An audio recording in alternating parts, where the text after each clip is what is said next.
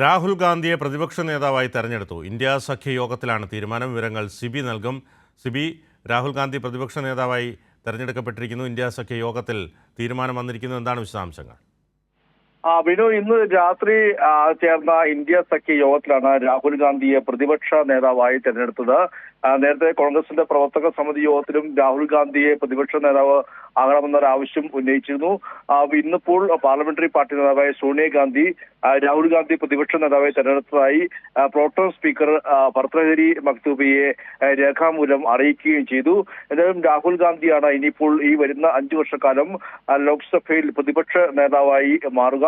India സഖ്യം ഇന്ന് രാത്രി 8 മണിയോടെ മല്ലികാർജുൻ ഖാർഗെയുടെ വസതിയിൽ ചേർന്ന യോഗത്തിലാണ് ഇത്തരത്തിലൊരു തീരുമാനം എടുത്തിരിക്കുന്നത്. രാഹുൽ ഗാന്ധി ഇനി പ്രതിപക്ഷ നേതാവായി മാറുകയും ചെയ്യും. റായ്ബറേലി മണ്ഡലത്തിൽ നിന്നും പ്രതിനിധിക്കുന്ന ഇന്ന് സത്യപ്രതിജ്ഞ ചെയ്ത് അധികാരമേറ്റിരുന്നു.